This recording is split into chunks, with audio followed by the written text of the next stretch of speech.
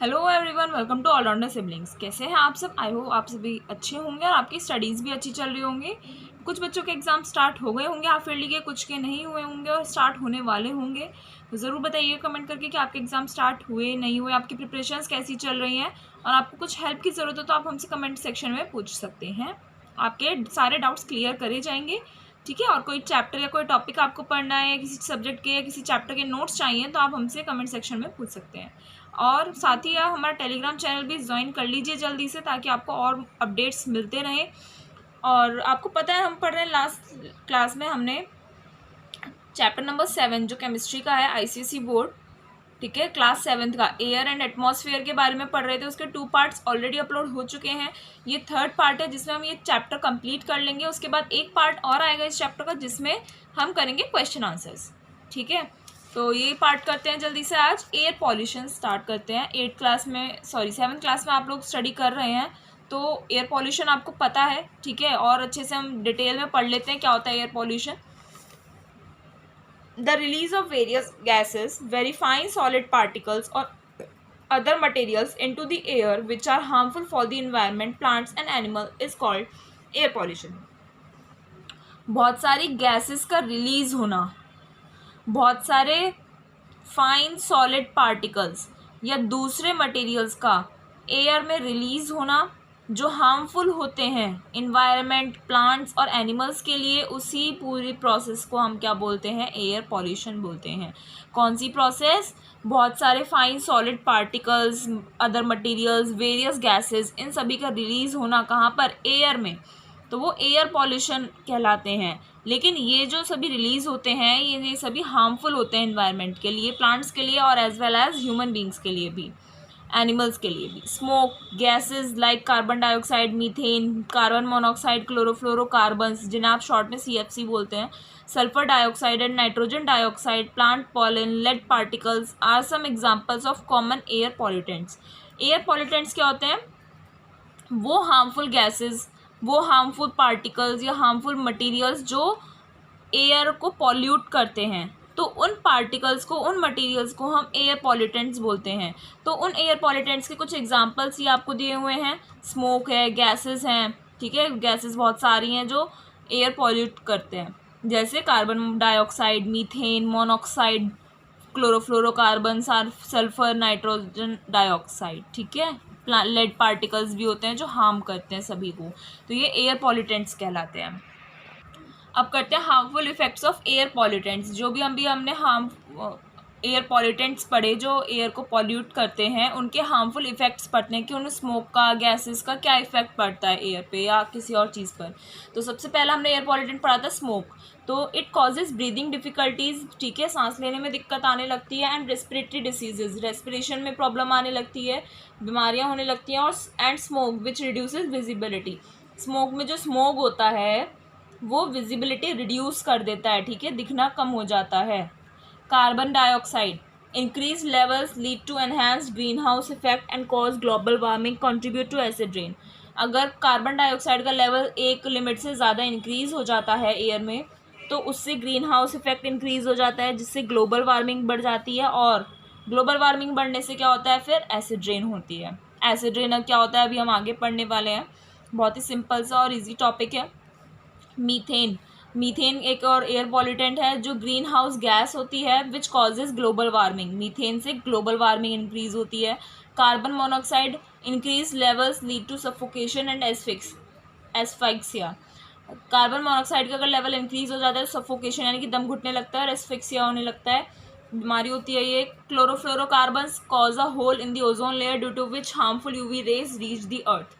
Chlorofluorocarbon का level अगर increase हो जाता है एक लिमिट से ज़्यादा तो ओजोन लेयर में होल बढ़ने लगता है, ठीक है, ओजोन लेयर में होल बनने लगता है, जिससे क्या होता है जो हार्मफुल अल्ट्रावायलेट रेज होती हैं वो अर्थ पर आने लग जाती हैं। तो ये जो हमारा होल है ना, ये आजकल थोड़ा सा बढ़ रहा है, ठीक है। ये जो ओजोन लेयर में होल होता है ये क्या करता है, जो हार्मफुल अल्ट्रावायलेट रेज होती हैं उन्हें अर्थ पर आने से प्रोटेक्ट करता है। अब दिन पर दिन इतना पॉल्यूशन बढ़ता जा रहा है अर्थ पर, तो ये होल जो है ओजोन लेयर में वो बड़ा होता जा रहा है, ठीक है, जिससे क्या हो रहा है, हार्मफुल अल्ट्रावायलेट रेज आने लगी हैं और उससे क्या होता है, हार्मफुल रेज आने से स्किन प्रॉब्लम्स, स्किन कैंसर और अदर बीमारियां होने लगती हैं। Sulphur dioxide and nitrogen dioxide, they both cause acid rain and irritation in the respiratory system. इन दोनों गैसेस से क्या होता है, एसिड रेन होता है और रेस्पिरेटरी सिस्टम में इरिटेशन होती है। Lead particles cause damage to the nervous system, lead particles क्या होता है, नर्वस सिस्टम को डैमेज करते हैं। प्लांट पॉलन्स क्या करते हैं, causes allergies in the respiratory tract, respiratory tract में एलर्जीज होने लगती हैं। ठीक है, तो यह कुछ हार्मफुल इफेक्ट्स थे एयर पॉल्यूटेंट्स के, जो एयर को पॉल्यूट करते हैं। अब इस चैप्टर का हमारा एक टॉपिक बचता है एसिड रेन। ठीक है, एसिड रेन क्या होता है, रेन दैट कंटेन्स एसिड्स, वो बारिश जिसमें एसिड्स होते हैं। एसिड्स कौन से, जैसे सल्फ्यूरिक एसिड है, नाइट्रिक एसिड है, कार्बोनिक एसिड है, उन्हीं को हम बोलते हैं acid rain. It is formed when pollutants, ये कब बनता है एसिड रेन, कब होता है, जब पॉल्यूटेंट्स जैसे sulphur dioxide, oxides of nitrogen, carbon dioxide dissolved in rain water forming sulphuric acid, nitric acid and carbonic acid respectively. तो एसिड रेन तब बनती है जब ये जो पॉल्यूटेंट्स हैं आपके, जैसे sulphur dioxide, nitrogen dioxide, carbon dioxide, ये सभी रेन वाटर में डिज़ोल्व हो जाते हैं और सल्फर डाइऑक्साइड से सल्फ्यूरिक एसिड बनता है, नाइट्रोजन डाइऑक्साइड से नाइट्रिक एसिड बनता है, कार्बन डाइऑक्साइड से कार्बोनिक एसिड बनता है। ठीक है, it can even effect plants and animals, monuments, water as well as soil. और ये एसिड रेन इतनी हार्मफुल होती है कि इसका इफ़ेक्ट जो है, बहुत बुरा effect plants, animals, monuments, water और सॉइल सब पर पड़ता है। Each and everything, whether it is living और नॉन लिविंग। तो एसिड रेन इतनी हार्मफुल होती है। समझ में आया? Harmful effects of acid rain on the Taj Mahal. Monuments की बात हो रही थी, ठीक है। आप कहोगे मैम मॉन्यूमेंट ऐसा कौन सा है, तो एक मॉन्यूमेंट है आपका ताजमहल, जो आगरा में है। ठीक है, उस पर एसिड रेन का बहुत बुरा इफेक्ट पड़ रहा है। ठीक है, एसिड रेन अगर होती है तो बहुत बुरा इफेक्ट पड़ता है। उसका टॉपिक हम पढ़ते हैं, India's most famous monument. India का सबसे ज़्यादा फेमस मॉन्यूमेंट है आपका Taj Mahal. It is made of marble, जो मार्बल का बना हुआ है। मार्बल है कौन सा, which is calcium carbonate. Marble का केमिकल नेम है calcium carbonate. The emissions from the nearby refinery and factories contain smoke and oxides of sulphur and nitrogen which dissolve in the rain water to form acid rain.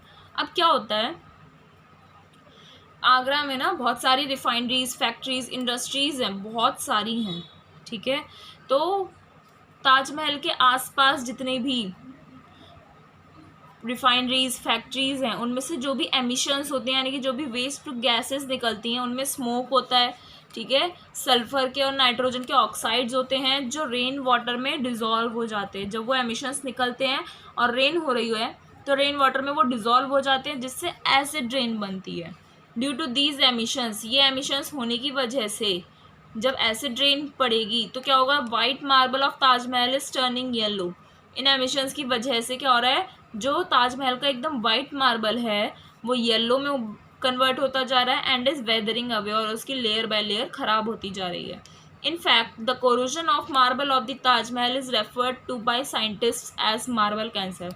और एक fact क्या है कि ताजमहल का जो marble है वो corrosion हो रहा है उसका। ठीक है, कोरोजन पढ़ा था ना हमने, तो कोरोजन उसका हो रहा है, तो उस कोरोजन को क्या बोला है साइंटिस्ट ने, मार्बल कैंसर बोला है।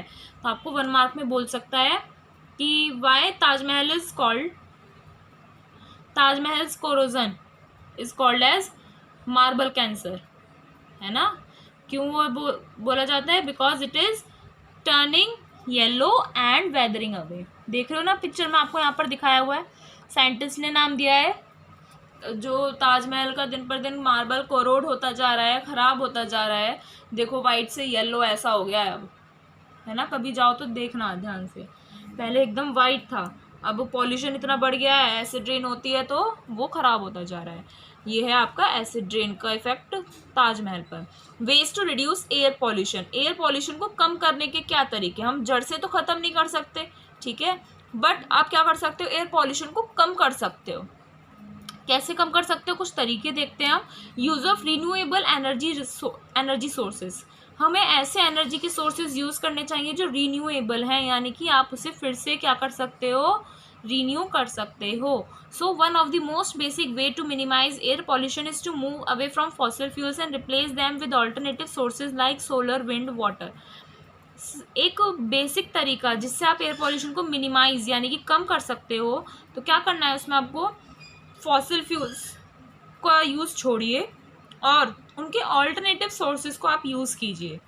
ऑल्टरनेटिव सोर्सेज कैसे हो गए, जैसे सोलर, सन से सोलर एनर्जी आती है, विंड, वाटर, इनसे आप इलेक्ट्रिसिटी प्रोड्यूस कर सकते हो, समझ रहे हो। And geothermal energy. This can be done by increasing the number of hydroelectric power plants, using solar panels for lighting street lights and signals, solar cookers and solar panels for cooking food and heating water in buildings. ये सब कैसे कर सकते हो आप, alternative sources को कैसे use कर सकते हो आप, इतनी सारी एनर्जी के रिसोर्सेज हैं अल्टरनेटिव, फॉसिल फ्यूल्स की जगह आप इन्हें यूज़ कीजिए। सोलर है, विंड है ना, ये सभी जो जियोथर्मल एनर्जी वगैरह हैं ये सब को यूज़ करना है, तो आप कैसे कर सकते हो, हाइड्रो इलेक्ट्रिक पावर प्लांट्स को बढ़ा दीजिए, ठीक है। सोलर पैनल्स को यूज़ कीजिए, स्ट्रीट लाइट्स और सिग्नल्स को लाइटनिंग करने के लिए, उन्हें जलाने के लिए। सोलर पैनल्स से क्या होता है, वो पूरे दिन धूप से चार्ज होते हैं, सोलर पैनल्स आपके पूरे दिन चार्ज होंगे तो क्या होगा, रात को जो स्ट्रीट लाइट्स की ज़रूरत पड़ती है वो अपने आप उस एनर्जी से क्या कर सकती हैं, वो स्ट्रीट लाइट्स जल सकती हैं, लाइट अप कर सकती हैं। सोलर कुकर्स में सोलर पैनल लगाया जाता है, ठीक है, सोलर कुकर्स होगा, सोलर पैनल्स होते हैं कुकिंग फूड बनाने के लिए, और बिल्डिंग्स में वाटर हीट करने के लिए यूज़ किया जाता है, तो आप ये काम कर सकते हो। दूसरा क्या तरीका है, energy conservation and efficiency, energy को कंजर्व कीजिए और एफिशिएंसी कीजिए उसकी, यानी कि ध्यान से यूज़ कीजिए। We should reduce our consumption of energy by adopting responsible habits and using more efficient devices. हम क्या कर सकते हैं, एनर्जी के कंजम्पशन को, एनर्जी के यूज़ को रिड्यूस कर सकते हैं, कम कर सकते हैं, कैसे, कुछ रिस्पॉन्सिबल अच्छी हैबिट्स को क्या करके, अडॉप्ट करके, और मोर एफिशिएंट डिवाइसेस जो अच्छे हों ऐसे डिवाइसेस को यूज़ करके। ऐसे कौन से तरीके हैं वो देखते हैं। Turning of lights, computers and other electric appliances when not in use. Lights, computers और दूसरे इलेक्ट्रिक अप्लाइंसेस को जब ऑफ कर दीजिए, जब यूज़ में ना हो। Use energy efficient light bulbs and appliances, energy efficient light bulbs और अप्लाइंसेज आते हैं, उन्हें यूज़ कीजिए। Run dish washers and washing machines only when the load is full. Dish washers और वॉशिंग मशीन्स को तभी रन कीजिए, तभी चलाइए जब लोड फुल हो आपका। Use the staircase instead of the lift, lift की जगह स्टेयर केस यानी कि सीढ़ियों का इस्तेमाल कीजिए। Limit the use of ACs at home, घरों पर एसी का यूज़ कम कर दीजिए। And make green buildings, green buildings बनाइए। और क्या तरीका है, use eco friendly transportation, eco friendly transportation से मतलब है ऐसे ट्रांसपोर्ट्स यूज़ कीजिए, ऐसे व्हीकल्स यूज़ कीजिए जो इको फ्रेंडली हों, like shifting to electric vehicles, electric vehicles पर शिफ्ट कर रहे हैं आप लोग, है ना। And limiting driving, electric vehicles पर शिफ्ट कर रहे हैं और लिमिटिंग ड्राइविंग, ड्राइविंग को लिमिट कर रहे हैं by switching to car pools, जहाँ पर कार पूल्स हैं उनको स्विच करके क्या कर रहे हैं लोग, इलेक्ट्रिक व्हीकल्स और ड्राइविंग को लिमिट कर रहे हैं। पब्लिक ट्रांसपोर्ट को यूज़ कीजिए और वॉकिंग करिए, ठीक है। वॉकिंग करेंगे तो क्या होगा, आपका एयर पॉल्यूशन रिड्यूस हो जाएगा, ठीक है। आगे देखते क्या बोल रहे हैं। Treatment of emissions from industries and vehicles, emissions का ट्रीटमेंट, जो इंडस्ट्रीज़ और व्हीकल्स से जो भी पॉल्यूशन निकलता है, जो भी गैसेस निकलती हैं, एमिट होती हैं, उनका ट्रीटमेंट करना चाहिए, यानी कि इंस्टॉलेशन ऑफ कन्वर्टर्स जिनमें कन्वर्ट किया जा सके, ऐसे इक्विपमेंट्स को इंस्टॉल करना चाहिए to treat the smoke and harmful gases, जिससे स्मोक और हार्मफुल गैसेस को ट्रीट किया जा सके। ये जो किससे निकलते हैं, that are emitted by burning fuels in vehicles, जो व्हीकल्स और इंडस्ट्रीज़ में फ्यूल्स बर्न करने से जो भी एनर्जी और गैसेस निकलती हैं उन्हें ट्रीट किया जा सके, which is a major step that can help reduce air pollution. ये एक बहुत ही बड़ा स्टेप है जिससे यूज़ करके एयर पॉल्यूशन को रिड्यूस किया जा सकता है। उसमें क्या करना होगा आपको, कुछ कन्वर्टर्स आते हैं जिसमें से हार्मफुल जो यूज़फुल पार्ट होता है उसमें थोड़ा बहुत उसे क्या कर लिया जाता है, बचा लिया जाता है। उसके बाद कुछ उसमें और ट्रीटमेंट्स करे जाते हैं जिससे ज़्यादा पॉल्यूशन ना फैले, ठीक है। तो इन तरीक़ों से आप क्या कर सकते हो, एयर पॉल्यूशन को रिड्यूस कर सकते हो। जिसके साथ हमारा ये चैप्टर यहाँ पर फिनिश हो गया है। अब हम करेंगे इसकी एक्सरसाइज। चैप्टर को 2-3 टाइम्स अच्छे से रीड कीजिएगा, ठीक है। इंग्लिश टू इंग्लिश रीड कीजिएगा, समझने की कोशिश करिए। नहीं समझ में आता है तो आप वीडियो को रिवाइंड करके देख सकते हैं। बिना स्किप करके पढ़ा करिए ताकि आपको अच्छे से लाइन टू लाइन एक एक वर्ड का एक एक सेंटेंस का मीनिंग समझ में आए। अगर आपको फिर भी कोई डाउट रहता है तो आप हमसे कमेंट सेक्शन में पूछ सकते हैं। अब जल्दी से एक्सरसाइज कर लेते हैं। एक्सरसाइज करने के बाद हम नेक्स्ट लेक्चर में करेंगे क्वेश्चन आंसर्स, ठीक है। उसके बाद हम फिजिक्स स्टार्ट करेंगे। फिजिक्स के लास्ट के 2 चैप्टर्स बच रहे हैं, वो भी हम कंप्लीट कर लेंगे। फिर हम हिस्ट्री कंप्लीट करेंगे, ठीक है। एक्सरसाइज पे चलते हैं अब जल्दी से। एक्सरसाइज में सबसे पहला है choose the correct option. Which is the most abundant inert gas in the air. Air में सबसे ज़्यादा पाई जाने वाली इनर्ट गैस कौन सी है? Neon, helium, argon, krypton. तो आर्गन है। कंपोजिशन याद होगा तो आर्गन गैस जो है इनर्ट वाली वो ज़्यादा पाई जाती है as compared to other noble gases. Which of the following is a greenhouse gas. इनमें से कौन सी एक ग्रीन हाउस गैस है? तो इसका आंसर आएगा आपका वाटर वेपर, ठीक है। वाटर वेपर ये सभी हमने पढ़ रखे हैं, चैप्टर में अच्छे से रीड करेंगे तो आपको आसानी से याद आ जाएगा। विच of the following gases is present in aerated drinks. इसमें से कौन सी गैस आपकी एरेटेड ड्रिंक्स में पाई जाती है, यानी कि फिजी ड्रिंक्स जिनमें आपकी गैस भरी होती है। एरिएटेड एयर हो गई ना वो एक तरीके से, तो एरिएटेड ड्रिंक्स बोलते हैं। तो कौन सी गैस भरी होती है उसमें? Carbon dioxide. Which of the following is not a slow oxidation process. इनमें से कौन सा एक ऐसा प्रोसेस है जो स्लो ऑक्सीडेशन नहीं है, जिनमें ऑक्सीडेशन धीरे धीरे नहीं होता है? तो it is combustion. Which of the following is not a property of oxygen. इनमें से कौन सी प्रॉपर्टी ऐसी है जो ऑक्सीजन की नहीं है? ठीक है, it is green in colour. Gas तो आपकी कलरलेस होती है, तो ऑक्सीजन जो है वो आपकी ग्रीन कलर की थोड़ी होती है, तो ये it is not a property. अब हम करते हैं ट्रू एंड फॉल्स, ठीक है। On burning magnesium its mass decreases. आपको इसमें फॉल्स स्टेटमेंट को करेक्ट भी करना है। तो अगर आपने मैग्नीशियम को बर्न किया तो उसका मास डिक्रीज हो जाएगा क्या? It is false. उसका मास क्या होगा आपका? इंक्रीज हो जाएगा। बताई थी ना हमने, एक एक्टिविटी करी थी जिसमें हमने क्या किया था? मैग्नीशियम को बर्न किया था वॉच ग्लास पे, जिससे उसे बर्न करने पर ऐश जो था हमने वॉच ग्लास पर इकट्ठा कर लिया, जिससे फिर उसका मास हमने देखा, मीज़र किया, तो जितना मैग्नीशियम रिबन का स्टार्टिंग में था बर्न करने से पहले उससे ज़्यादा आता है आंसर में इन product. Acid rain corrodes buildings made of stone and marble. Acid rain से जो बिल्डिंग स्टोन और मार्बल की बनी होती है वो कोरोड हो जाती है, खराब हो जाती है। Yes, true. Oxygen reacts with metals to form metallic oxide. Oxygen metals के साथ रिएक्ट करता है जिससे मेटेलिक ऑक्साइड्स बन सके। Yes, true. Only light is release during the combustion of would. सिर्फ लाइट रिलीज होती है जब वुड का कंबशन करवाते हो, आप वुड को बर्न करते हो तो सिर्फ लाइट रिलीज होती है। फॉल्स, साथ में हीट भी रिलीज होती है आपकी। Car exhaust have converters which increase air pollution. Car exhaust के कन्वर्टर्स होते हैं कार एग्जॉस्ट में जो एयर पॉल्यूशन को इंक्रीज करते हैं। फॉल्स, कन्वर्टर्स तो इसीलिए लगाए जाते हैं ना ताकि एयर पॉल्यूशन को कम कर सकें। तो विच रिड्यूस एयर पॉल्यूशन, जो एयर पॉल्यूशन को रिड्यूस करते हैं। तो हमारे ट्रू फॉल्स भी हो गए। अब हम करते हैं मैचिंग्स। ऑक्सीजन वेल्डिंग के लिए यूज़ किया जाता है ऑक्सीजन को। कार्बन डाइऑक्साइड फिजी ड्रिंक्स में यूज़ होती है, ठीक है। नाइट्रोजन चिप्स पैकेट्स जो होते हैं उनमें यूज़ किया जाता है। Argon electric bulbs and radon in treatment of cancer. ये सभी हमारी मैचिंग्स भी कंप्लीट हो गई हैं। सो गाइज एक लास्ट क्वेश्चन ये हो रहा है आपका बुक में ही, हम इसे सॉल्व कर लेंगे, फिर हमारे क्वेश्चन आंसर्स रिमेनिंग रहेंगे वो हम नेक्स्ट लेक्चर में कवर कर लेंगे, ठीक है। तो जल्दी से ये भी कर लेते हैं। आपको इसमें इस गिवन डायग्राम को लेबल करना है और फॉलोइंग क्वेश्चंस के आंसर्स देने हैं, ठीक है। लेबल कर लेते हैं सबसे पहले। ये तो लेबल्ड है। ये आपकी यहाँ पर कौन सी क्या होता है? यहाँ पर ऑक्सीजन गैस होती है, ये मैंगनीज डाइऑक्साइड होती है और ये वाटर ट्रफ होता है।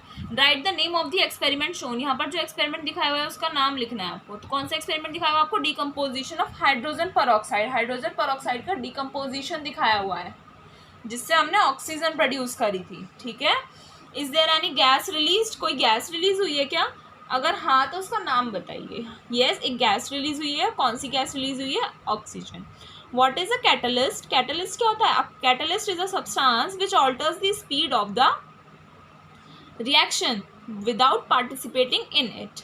बढ़ रखा है कैटलिस्ट, कई बार पढ़ लिया, लर्न भी हो गया होगा अब तो। Name the catalyst involved in the experiment. इस एक्सपेरिमेंट में कौन सा कैटलिस्ट हमने यूज़ किया है? मैंगनीज ऑक्साइड डाइऑक्साइड, है ना। And right the word equation. इस एक्सपेरिमेंट में कौन सी इक्वेशन ज़रूरी है आपकी? हाइड्रोजन परऑक्साइड, एरो, फिर आप कैटलिस्ट का नाम लिखेंगे, वाटर प्लस ऑक्सीजन आपका बनते हैं। तो ये चैप्टर आपका यहाँ पर फिनिश हुआ। नेक्स्ट लेक्चर में हम क्वेश्चन आंसर्स कर लेंगे। मिलते हैं नेक्स्ट वीडियो में नेक्स्ट लेक्चर के साथ। तब तक के लिए सारी वीडियोस को देखिए, शेयर कीजिए अपने फ्रेंड्स रिलेटिव्स के साथ और ऐसे ही हमें अपना सपोर्ट देते रहिए और हमें कमेंट करके ज़रूर बता दिया करिए कि आपको वीडियो कैसा लगा। मिलते हैं नेक्स्ट वीडियो में नेक्स्ट लेक्चर के साथ। Thank you.